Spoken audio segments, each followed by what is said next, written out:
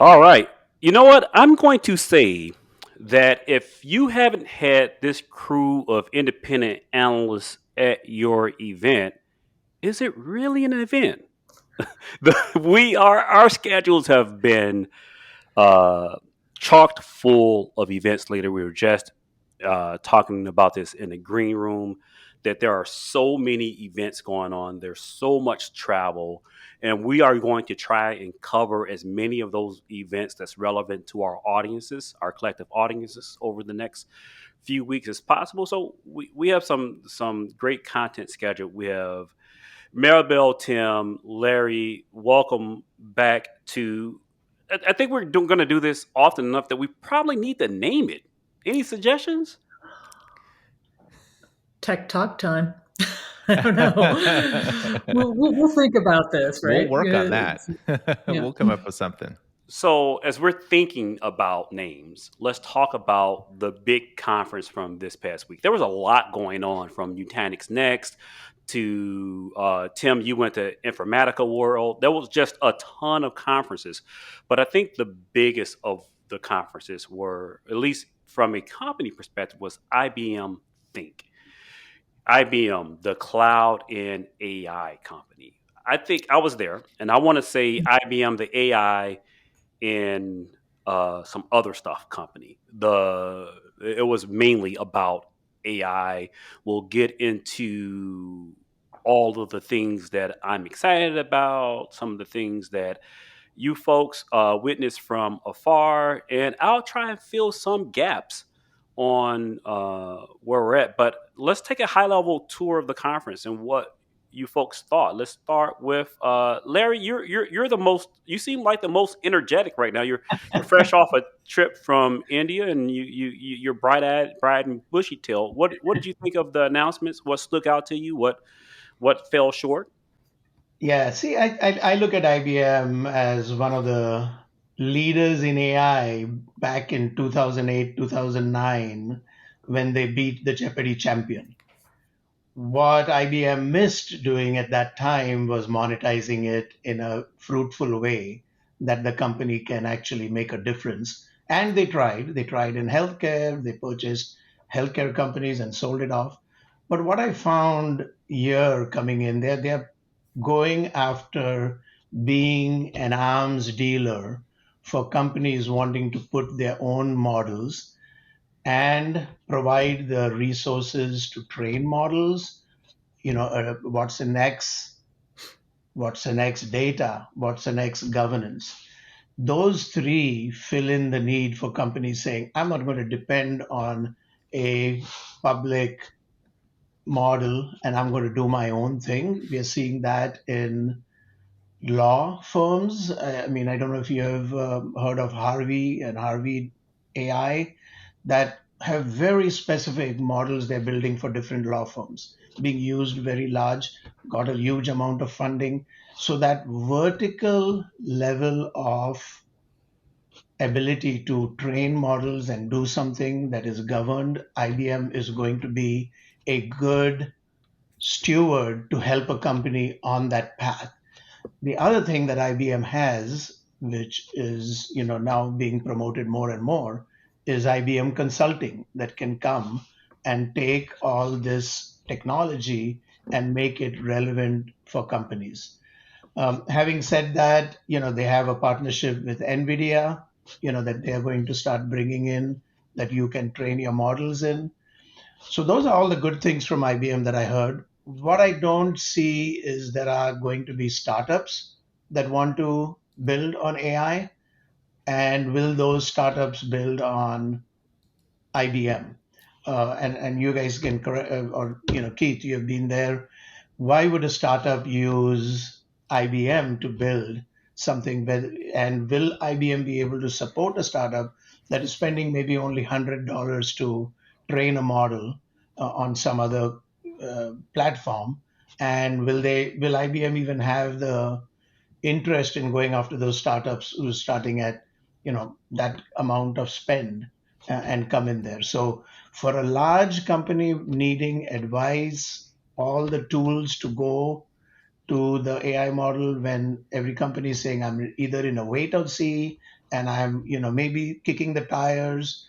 IBM may be a good company for them to go to for So, start. Larry, I will respond with that inquiry with one kind of anecdote, which was the afternoon keynote on the second day was all about AI, standing room only for an afternoon keynote, and they had the founding of Hugging Face Right. on for a Mhm. majority of the time, and that was an extremely well received in that IBM friendly world of the conference area. You know how we're in the conference bubble. People are IBM customers and they love it. I really would love to hear if one of you want to comment on how you perceive that session being afar and not in that romanticized bubble of a conference.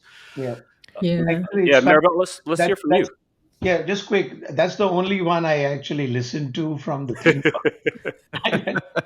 It was promoted on LinkedIn, and had the invitation. I said, okay, let me listen to that. Yeah, but you're right, Keith. Hugging Face was a little bit of a differentiator, in going towards startups. Yeah, go ahead, Maribel. Yeah, so it's interesting. Like Hugging Face is definitely having a moment right now, right? So if you're not doing OpenAI, you're doing Hugging Face and working with them on that. And I did get a good chuckle out of him talking about like the Woodstock of open source event that they just kind of had, which was pretty funny. But a few things have happened, right? So Think always was one of these more AI driven events. Two things that they brought to it that I thought were kind of interesting. One was they brought the notion of hybrid cloud data to AI, right? So we have a challenge as organizations that people have data everywhere. So one of the things that they did talk about that I thought was kind of interesting was people having data everywhere and how do you deal with that from accessing the data, from governing the data. So I thought that was an interesting angle that they brought to it that they hadn't brought to it before. It was also interesting to see like the real big return of Watson. There have been a lot of discussions, with some of the things that happened both around their consulting business and around Watson Healthcare and other things that people are kind of like, well, what's going on with Watson? And now all of a sudden Watson's back, right? The third thing I would say is all of us have listened to a bunch of discussions about what's going on with generative AI from Microsoft, from Google, even from AWS. On to Larry's point, marketplaces I think are going to be big, right? So AWS is definitely going to take it from the marketplace point of view because they don't have a lot of their own applications. Microsoft and Google are trying to anchor some of that around their applications. Since IBM isn't a real big application company, I think they really went deep in on the tooling and the tooling to do AI. And that kind of made sense from a positioning standpoint. One of the things that I think we've all discussed, maybe in another session or certainly together, is how difficult this is to do and how people really need to build the equivalent of the software development lifecycle, but in AI. And in AI, not just for machine learning, which was ML ops, but also AI in terms of generative AI. So I think we got a lot of interesting toolkit discussion around that. They talked a lot about governance. We have to kind of figure out, not having been there. I know Keith, you had some more direct discussions around that. I was at another event at that time at the Intel Vision event, which was very close actually. One of the things that they've always been looking at is how do you do things like they did an AI 360 explainability several years ago as sort of an open source thing. And now we're starting to see the evolution of that in terms of how do we think about trust and models. So the biggest issues that we hear enterprise leaders talking about right now is not understanding if they use the big, large foundation models, if that is going to have either issues around copywritten material or trust of the data, biases in the data, lots of issues around the data. So I think some of the tooling that IBM talked about really spoke to those concerns. I also think Microsoft had some really interesting discussion around governance as well. We've heard less governance discussion from Google. I think in their IO, they talked a little bit more about that, but in their original announcements, it wasn't as strong of a play. So the long and the short, from my perspective as an outsider looking in on what happened at Think, was that they really tried to address what they were hearing as real business concerns related to AI. So instead of it just being like, oh, AI is amazing and you can do all these things, it's like, well, let's talk about how we make the AI work. And we can argue whether or not we're really detailed at that, but at least we're at the beginning of trying to address some of the real issues. Tim? Yeah, I think that's a great kind of wrap on it. From my perspective, not being at Think, and I was at Informatica World and also Zendesk Relate this week, but comparing and contrasting a little bit of what you were saying, Maribel, is that in the past, Think has been this very infrastructure focused, tools focused show. And you're right, IBM historically has not necessarily been perceived as that application provider, right? It's been further down the value chain, still critical. But when Watson Gen 1 came out, um, it was an amazing set of tools that you could tap into. But the reason why it really struggled to get off the ground was that enterprises didn't have the education and experience and capability to really capitalize and ingest it and take advantage of it. Only the biggest companies were able to have the girth and the expertise to be able to do that. And so I think that that's great from the standpoint of here's an amazing tool set, that being Watson, but it just wasn't easily consumed. And I think that was a miss for IBM in the past. Fast forward to this week, and we're talking about Watson X, and you talk about the governance. There's the data component, the AI component. I think they've really learned from that mistake and really tried to make this more consumable for the average enterprise.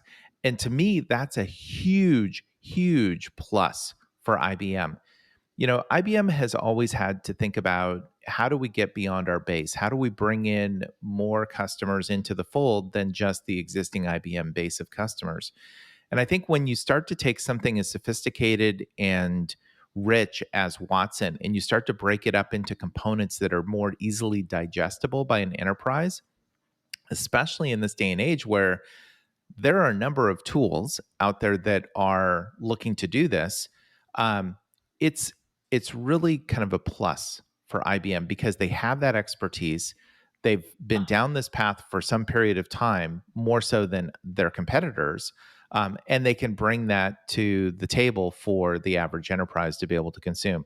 I think governance and policy is going to be a big issue for enterprises. It is today, and going forward, it's going to get more complicated as you start to think about privacy and regulatory and compliance requirements, not just at a nation state level, but then looking within those nation states, like just within the United States, you've got regulations in New York and California, et cetera.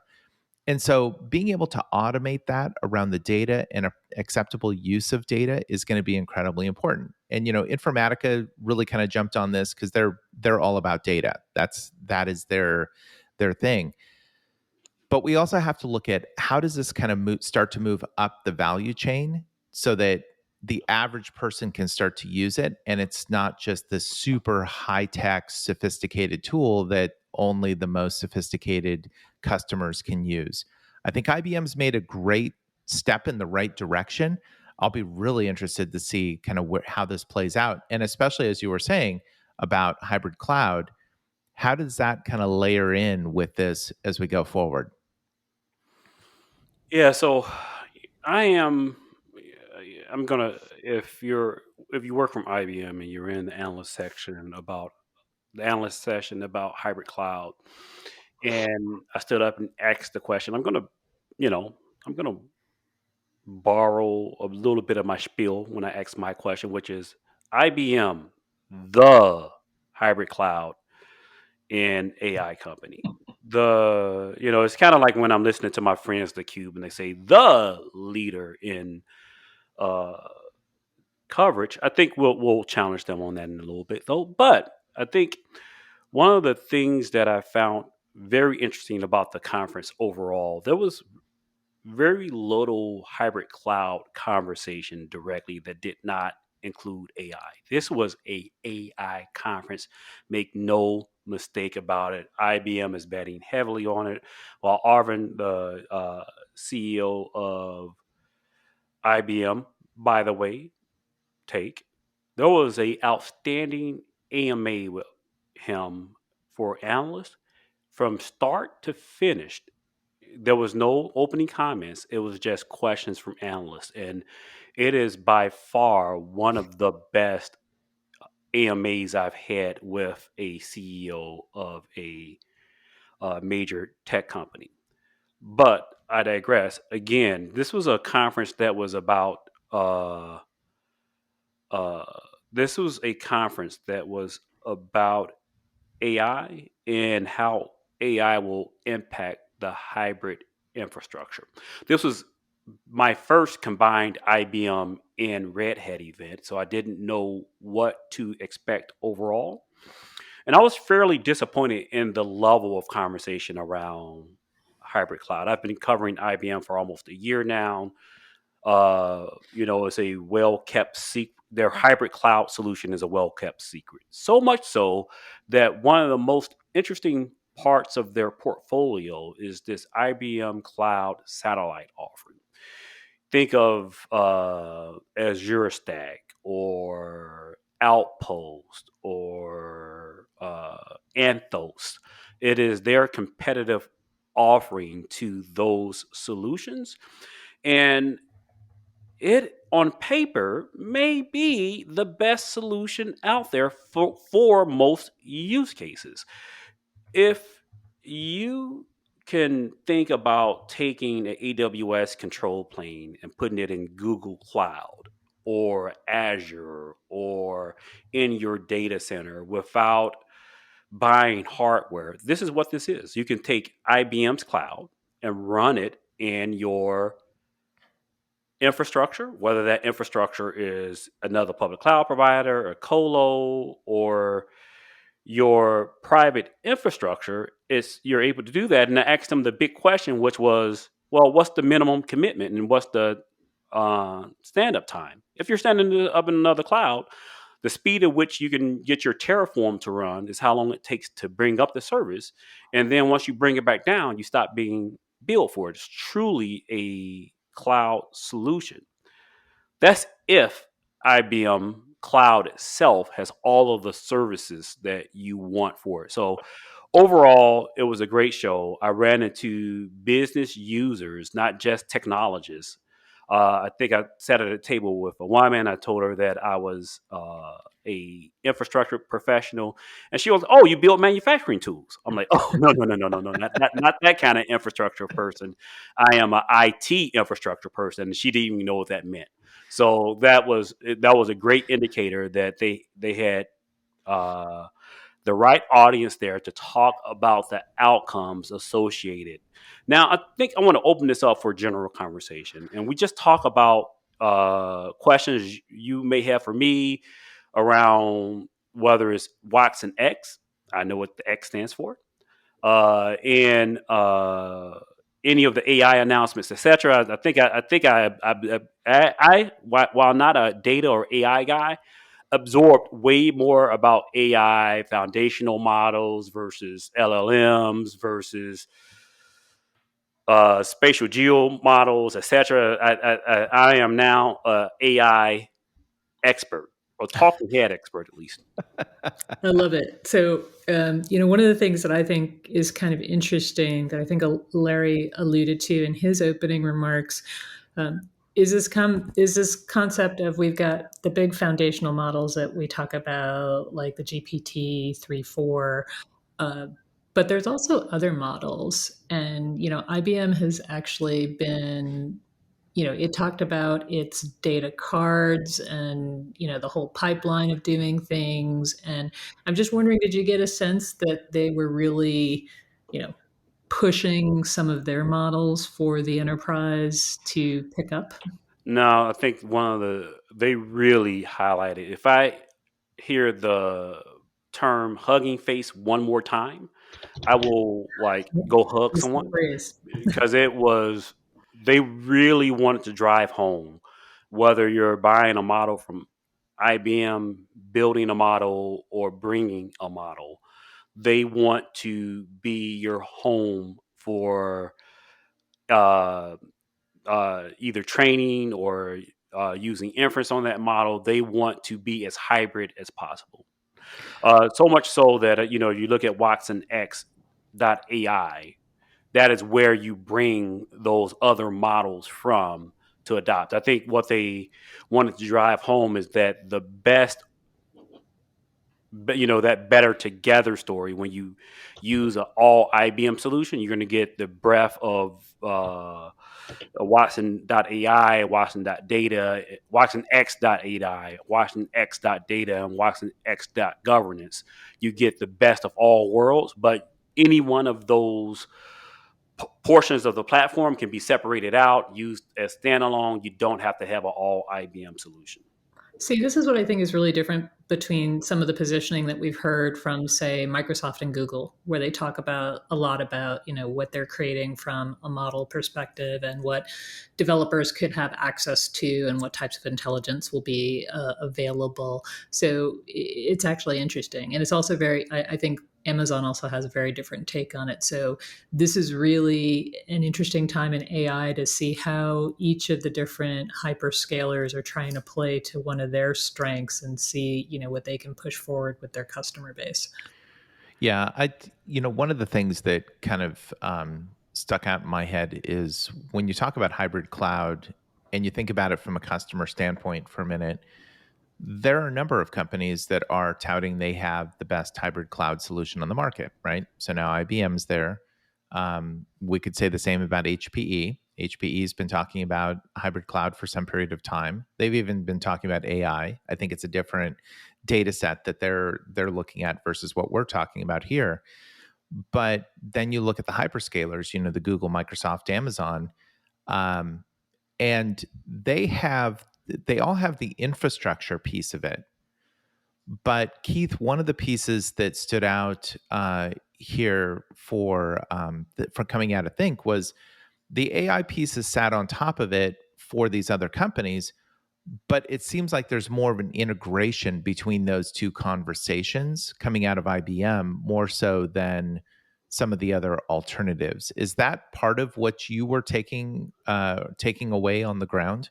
Yeah, and I wanted to tease this out because when I heard the umbrella term Watson X, especially the Watson X data, I really had a adverse reaction when I first heard about what I thought it was.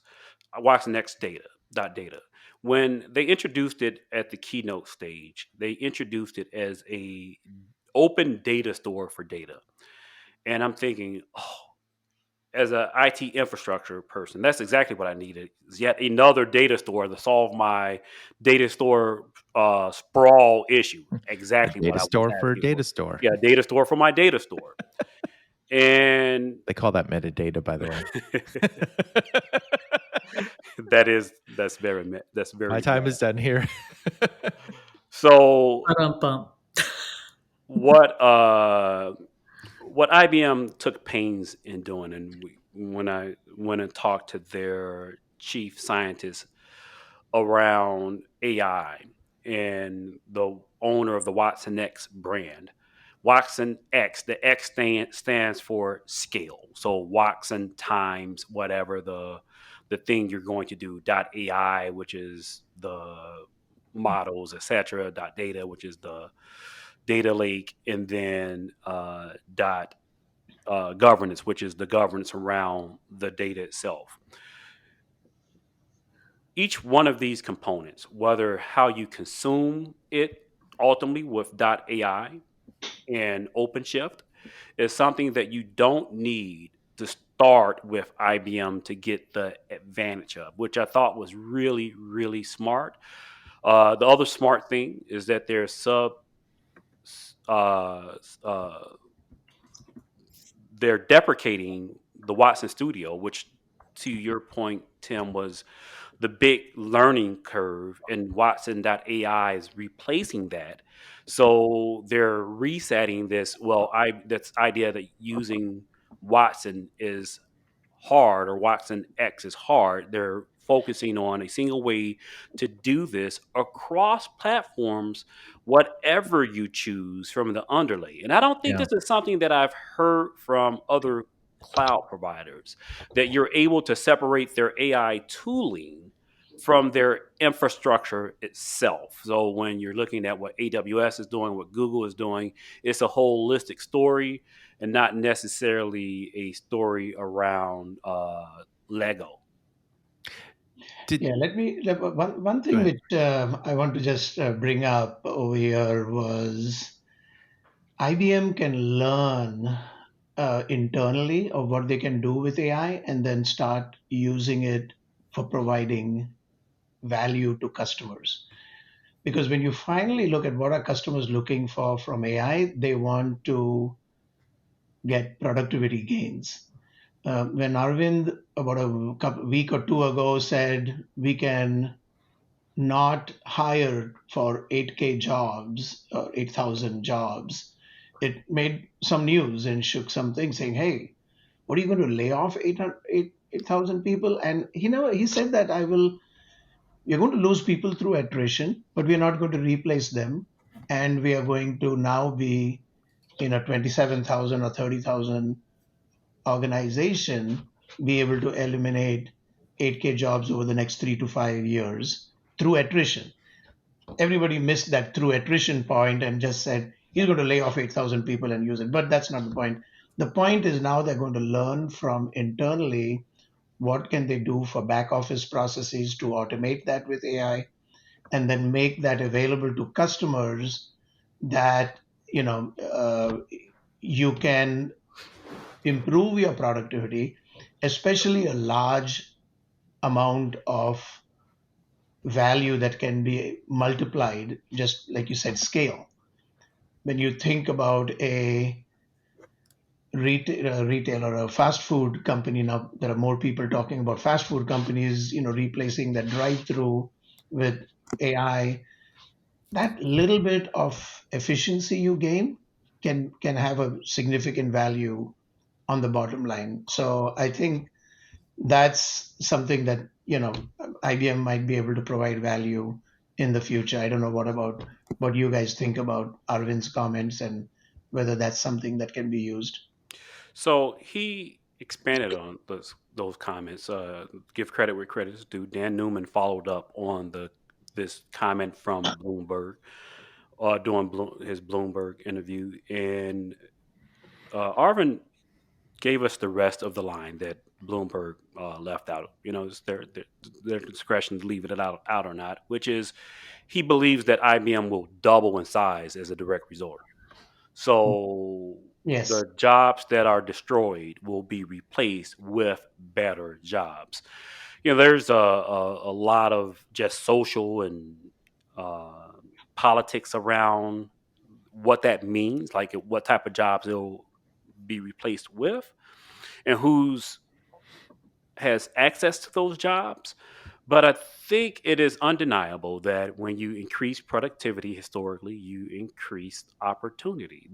When you abstract away the complexity, you allow people to do more things. One of the tongue in cheek things that happened was one of the executives shared a story about how a auto shop is using generative AI to reduce or increase their productivity by 25%, and how the husband that was using the generative AI helped his chemistry professor's teacher use it to create tests, exams for her classroom, and how this non-intuitive direction of the kind of blue collar workers taking hold of this technology and teaching the white collar workers to use it was pretty quick. And I Yep. know we're coming up on our usual cap. We might end up going over by a couple of minutes. The one thing I did want to stitch together, which I don't know if I think intuitively I believe it, but I haven't really thought this through is how AI will drive the hybrid cloud. And they gave a lot of examples of data being collected at the edge, at the data center, not in the cloud, and bringing the entire tool set to the edge. So when you think about satellite, which will bring me managed OpenShift, which brings me OpenShift AI, and all of the tooling I need to process the data at the edge, IBM has a compelling story there. So Yeah. let's do some final thoughts. Let's go in reverse order. Tim, let's start with you. I'll just build on what you just said. I do think that as enterprises really kind of start to move up the value chain, move up that stack, right, and move closer to trying to gain those insights as quickly as possible, they will want automation and want a closer tie into the infrastructure and the underpinnings of the technology. So I just have a question to ask. I don't care how the system automagically works to make that answer come about. And the data may reside all over the place. And so we have to think about the integration pieces, but I think the underlying infrastructure there too, those are going to have to come closer together than what we're seeing. And so I'm encouraged by what I'm hearing coming out of Think. And I think that we're seeing this, as I mentioned, Informatica is really going gangbusters in this space, but there are a few others that are also trying to connect the dots there. So I think that's the real opportunity for these companies, is to start to consolidate and tie up some of these functions to make them more consistent in the way that they operate and more approachable as a tool for enterprises. Maribel. Okay. All right. As I mentioned earlier, I really like that IBM is actually pulling together a nice set of toolkits that meet with, what enterprise issues are. But the rubber doesn't meet the road until you actually connect that to data. So what I'd really like to see is, the kinds of partnerships that IBM is going to have with different applications or other things where, the reality is we talk a lot about AI. AI strategies are really difficult to deploy. And the ones that I think will get deployed first are when you can anchor them to some application or data source and try to do something different. Like, what does that generative AI work on? So until we see a little more of that out of IBM, I think it will be a really nice, interesting set of offerings, but won't get traction until we see it actually connect with the app ecosystem. And Larry. Yeah, I think the lack of skills in enterprises is still a real thing for making AI work. And IBM, with their consulting and their partnerships with other public cloud providers like Amazon and others, can help them give a customer a story or a narrative that can be actually implemented and you can gain value out of. So I think this would be an interesting thing to see where IBM can play a role. Yeah, and I'm still processing my overall thoughts from the conference. I'm unlikely to write about a single vendor, and I like to expand out kind of these industry wide views as well as you three are as well. What does IBM think announcements and approach mean for the overall industry? Where are the challenges? How are customers trying to solve this? Because not every customer is an IBM customer. And I think it helps to understand why folks are not IBM customers and why maybe some should or shouldn't be. You want to learn about our individual brands. You can visit each one of our websites, which will be in the description below. All of us are fairly active on social media. Our Twitter handles and LinkedIn profiles are both in the description of this video and in the show notes if you're listening to it as a podcast. Talk to you next episode of insert title of show somewhere. Whatever we're going to call this. Whatever we're gonna call it. Excellent. All right, folks. Thanks a lot. Bye. Till Thank next you. time. Thanks. Ciao.